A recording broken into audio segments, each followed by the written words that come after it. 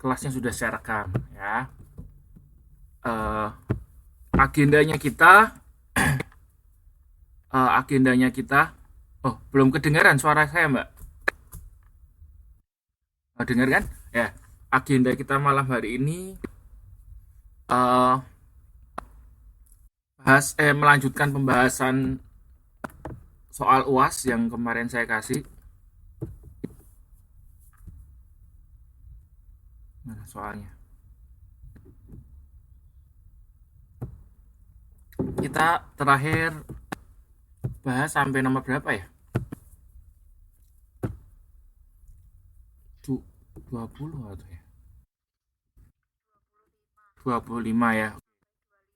Nah, berikutnya malam hari ini kita akan selesaikan eh,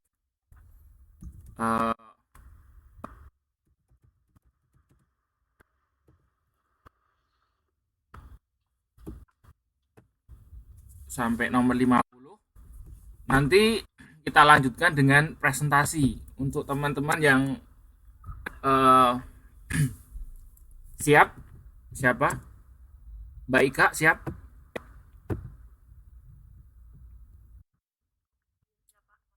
Ya, kita bahas dulu UASnya ya. Nanti dilanjutkan Mbak Ika untuk presentasi modul yang ketiga.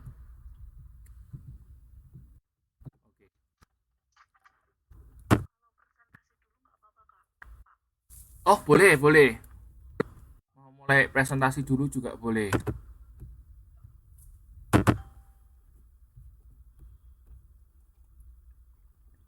Kalau nggak salah kemarin Mbak Ika sempat inbox tanya mengenai verb dan apa itu ya? Adjektif ya? Pronouns dan adjektif kalau nggak salah.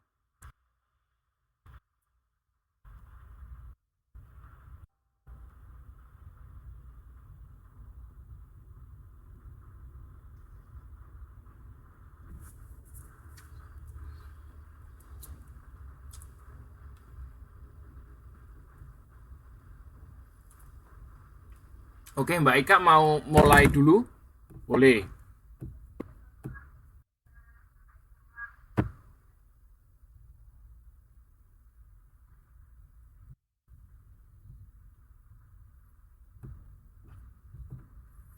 Oke, Mbak Ika mau presentasi modul ketiga ya?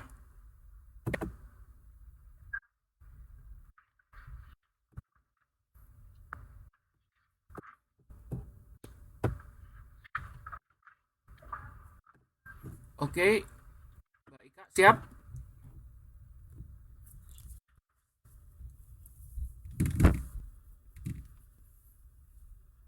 Halo? Gimana? Kok nggak ada suaranya terus?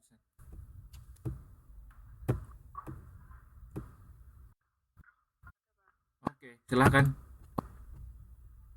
So, you will present, you're going to present chapter 3 ya?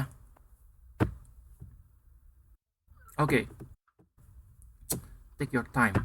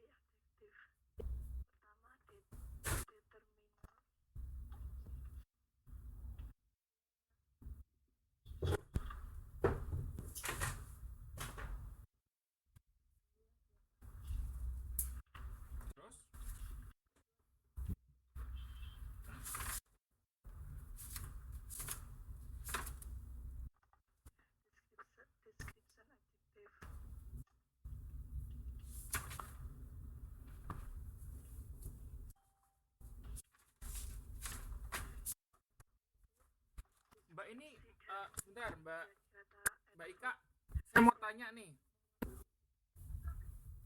Ini untuk materinya belum dibuat ya? Itunya apa? Peta konsepnya gitu. Halo?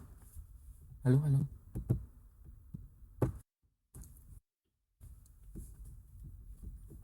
Peta konsep atau PowerPoint atau apa belum ada ya?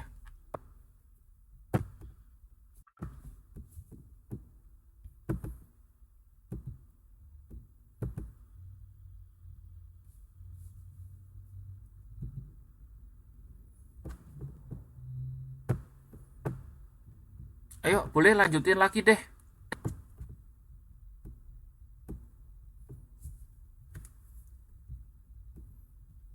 Ya, nanti dilanjutkan modul 7 ya sama Mbak Bibi. Oke, boleh. Mana nih punya Mbak Ika? Udah ngumpulin peta konsep belum?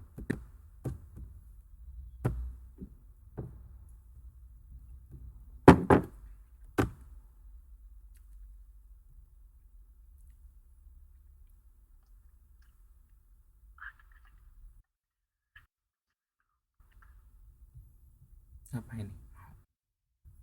Mau melarikan diri. Lari gitu ya. Ya udah, nggak apa-apa. Mau lanjut nggak? Oh, Mbak Ika mau lanjut nggak?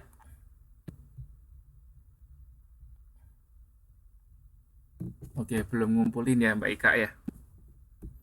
Belum ngumpulin peta konsepnya. Oke, mungkin saya ulas sedikit ya. Adjektif itu kata sifat. Anda tahu ya kata sifat itu apa? Ya, kata sifat itu kata yang menjelaskan sifat dari suatu kata benda. Kalau kita lihat di modul 3 halaman 3.3 itu, yang bawah itu ada 5 feature yang menjadi karakteristik dari adjektif. Jadi ada feature itu ciri-ciri gitu ya. Ciri-ciri dari kata sifat. Artinya ciri yang pertama adalah berperan sebagai atributif. Ya, maksudnya apa? Kata sifat ini diletakkan di antara determiner dan bagian utama dari noun phrase. Ya, diletakkan di antara determiner dan bagian utama dari noun phrase. Nah, contohnya gini, a beautiful girl. Ya. Nah, beautiful itu kan cantik. Nah, cantik itu kata sifat. Nah, itu letaknya setelah determinernya di situ berarti a. Ya, artikelnya a. Lalu dan diikuti dengan noun ya. Nounnya adalah girl. Jadi itu ciri yang pertama. Ciri yang kedua, adjektif juga berperan sebagai predikatif.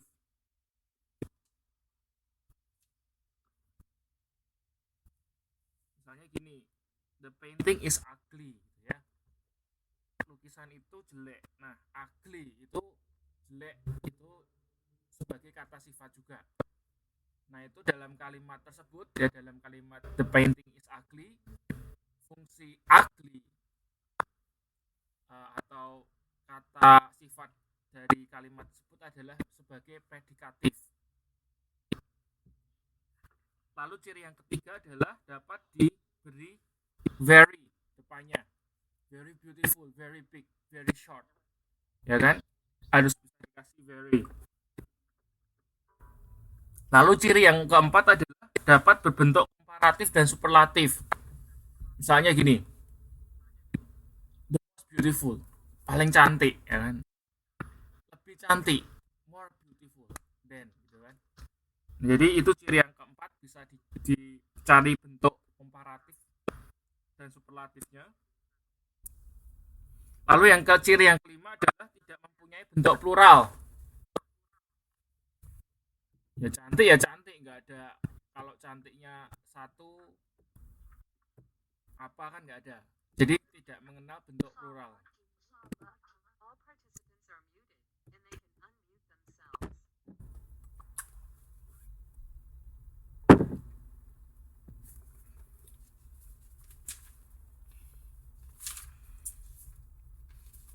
Untuk adjektif itu yang bagian yang penting adalah ini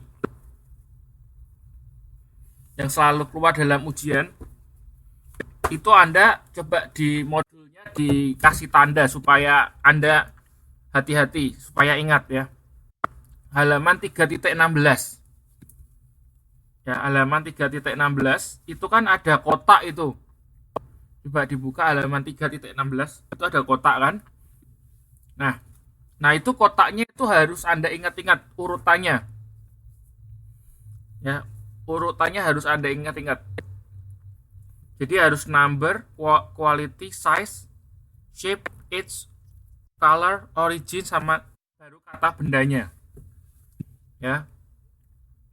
Jadi urutannya kalau kita mau bilang cincin emas kecil yang berbeda, yang bentuknya bulat, jumlahnya 5, itu kita bilangnya 5 different small round gold rings. Jadi tidak boleh kita tuker. Misalnya gini, small different 5 round gold ring, salah, nggak boleh. Jadi itu kata sifatnya itu sudah ada urutannya. Jadi yang pertama numbernya dulu, berapa dulu ya kan. Lalu quality itu maksudnya keadaannya seperti apa, mahal, berbeda, beautiful gitu kan. Terus habis itu size, ukurannya small, big gitu kan.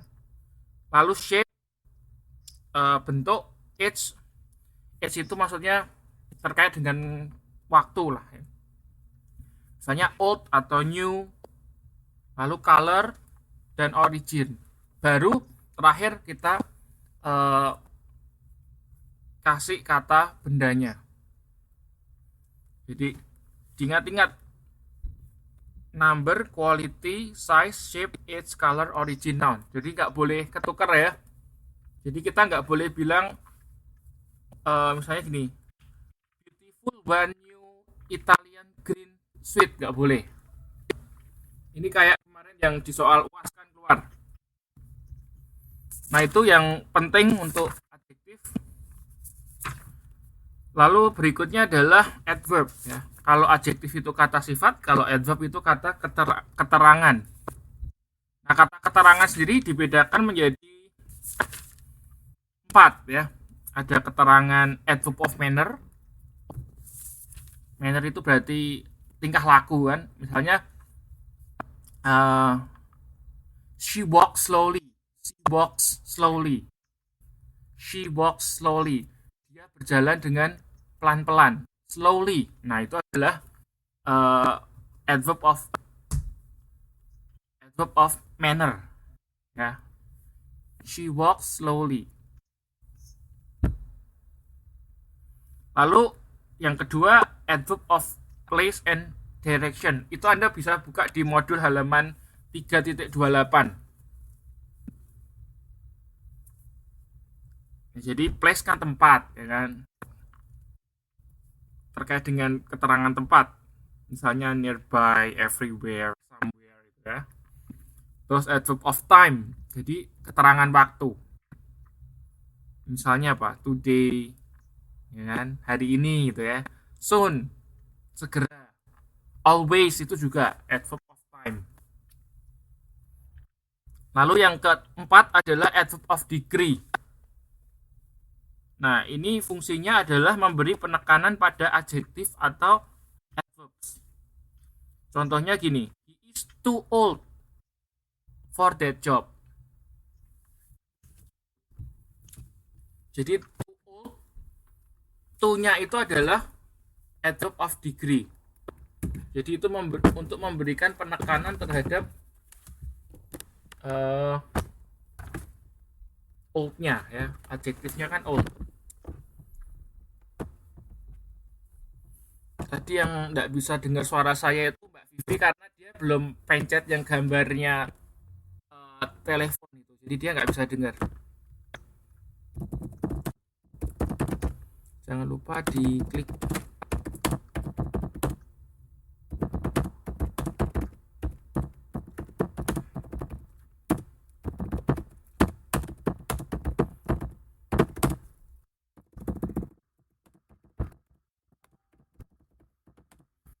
Oke, sampai di sini ada pertanyaan nggak mengenai adjektif dan adverb?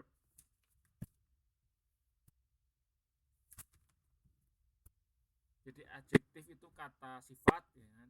Kalau adverb itu kata keterangan. Kalau kata keterangan itu ada macam-macam, ada keterangan waktu, ada keterangan tingkah laku, ada keterangan tempat, ada keterangan degree tadi ya.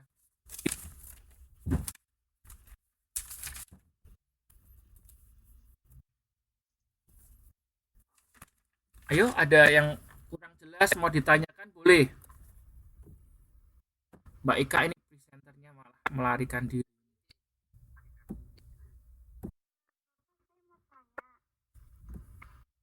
Silakan. Ini apa perbedaan penggunaan have dan have itu apa ya Pak? Maaf Mbak, perbedaan apa dengan apa?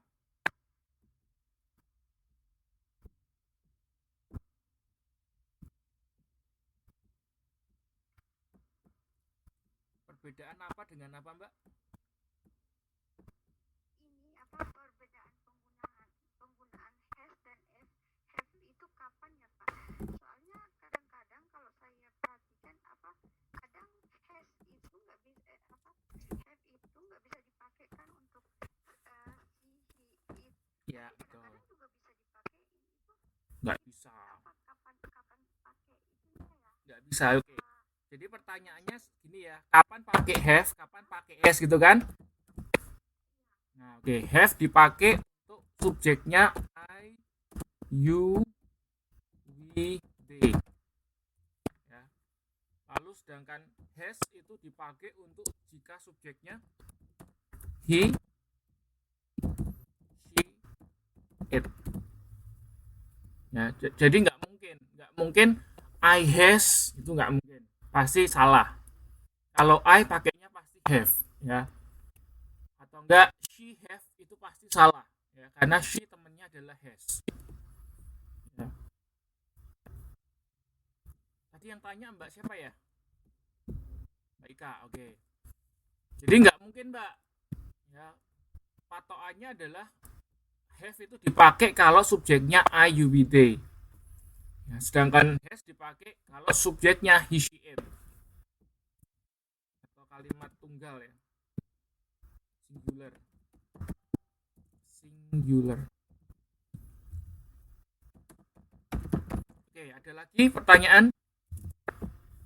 Ini pertanyaannya nggak terkait dengan adverb ini.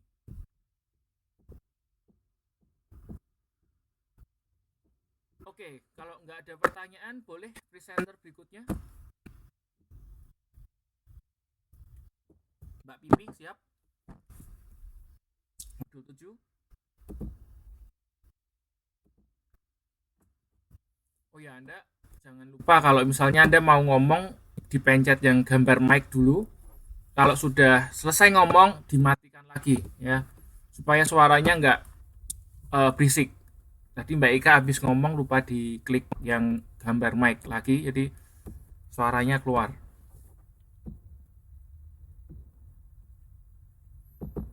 Oke, presenter berikutnya silakan Mbak Pipi ya. Akan menjelaskan modul 7.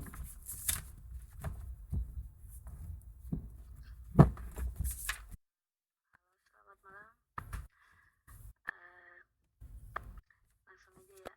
Oke, silakan. Modul 7 subject verb agreement. Agreement.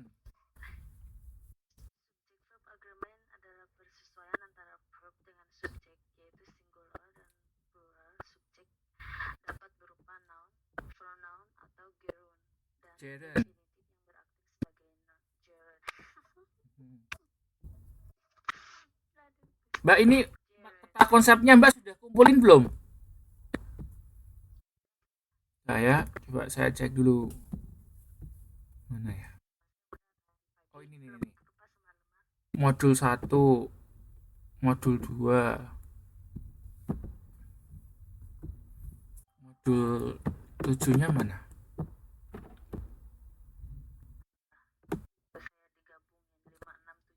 Oke, ini yang gambarnya bagus ini ya. Ya, yang ya, oke.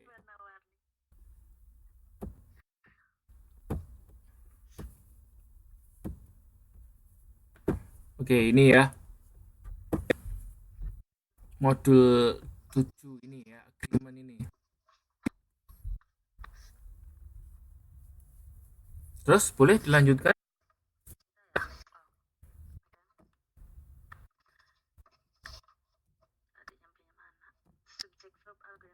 Agreement. Agreement bukan agreement. Agreement.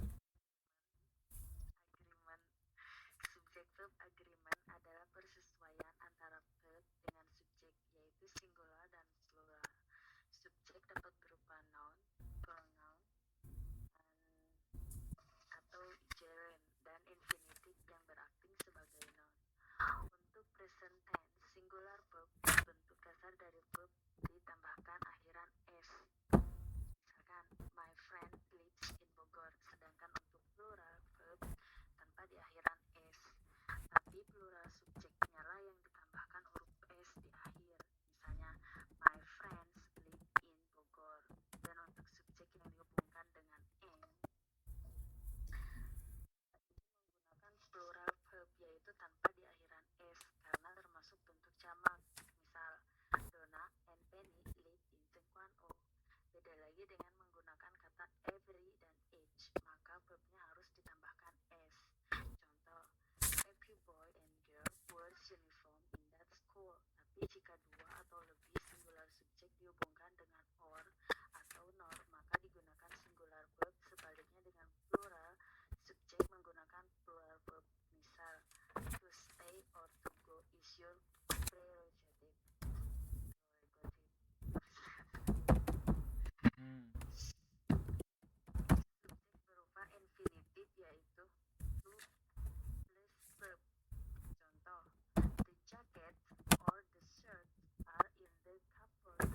Dan jika compound subjek yang menggunakan or atau nor terdiri dari singular dan plural noun atau pronoun, maka verb mengikuti subjek terdekat.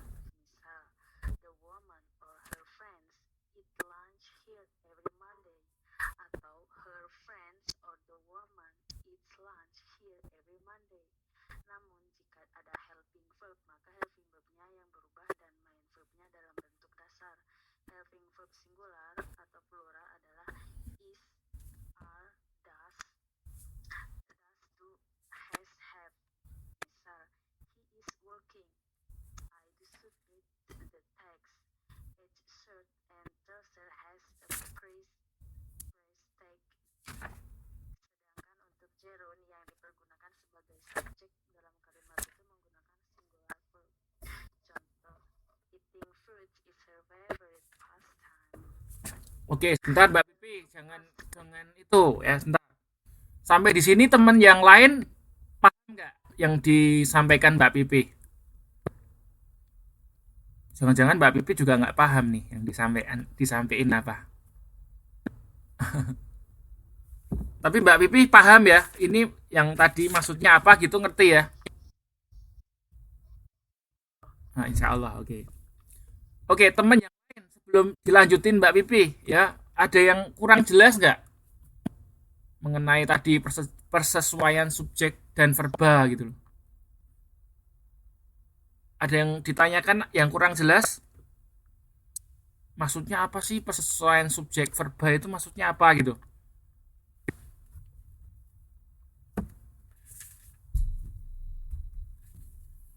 Nah, biasanya gini ya. Jadi kalau persesuaian subjek verba itu biasanya berlaku untuk yang simple present. Simple present tense. Itu biasanya berlakunya untuk simple present tense ya. Misalnya gini, untuk subjek yang menggunakan he, she, it, ya kan, atau singular ya, kata tunggal, itu kata kerjanya diapain Mbak Pipi? Menggunakan kata kerja apa? Kata kerjanya ditambah apa? Kalau subjeknya he, she, it, ya betul, ditambah s. Ya, ditambah s. Misalnya gini, he lives in Bogor. Ya. Nah, kata kerjanya ditambah s. Kata kerjanya kan live. Nah, karena subjeknya he, ya kan, jadi dikasih is belakangnya. Ya. Jadi diingat-ingat, kalau subjeknya he, she, it singular ditambah s belakangnya. Ya, ini persesuaian jenis yang pertama ini berlaku untuk simple present tense ya. Jadi kalau untuk past tidak pengaruh. Ya. Nah, itu. Lalu untuk subjeknya yang selain he, she, it ya. Jadi misalnya I, you, we, they gitu ya. Itu kata kerjanya tidak perlu ditambahi s ya selain he, she, it dan singular. Misalnya gini, Tony and I gitu ya, kan dua orang ya. Kalau dua orang kan berarti plural. Nah, itu bilangnya live in Hong Kong misalnya gitu. Tony and I live in Hong Kong. Jadi nggak boleh dikasih s di sini. Salah kalau dikasih ya, kalau dikasih s salah karena apa? Karena subjeknya kan sama Tony and I. Oke, sampai di sini paham mengenai persesuaian yang pertama? Nah, ini sering muncul dalam ujian TOEFL. Jadi nanti kalau nggak salah Anda semester 5, kalau nggak salah Anda nanti ada ujian TOEFL. Jadi pasti nanti Anda akan menghadapi soal seperti ini. Jadi persesuaian subjek verbal. Oke, sampai di sini paham nggak mengenai ini persesuaian subjek verbal? Kalau nggak paham, kurang paham, bingung yang mana ditanyakan ya. Jangan takut, jangan ragu. Kalau nggak ada ya dilanjutkan berarti. Langsung ke yang kedua, pronoun agreement. Silakan Mbak Pipi. Pronoun agreement.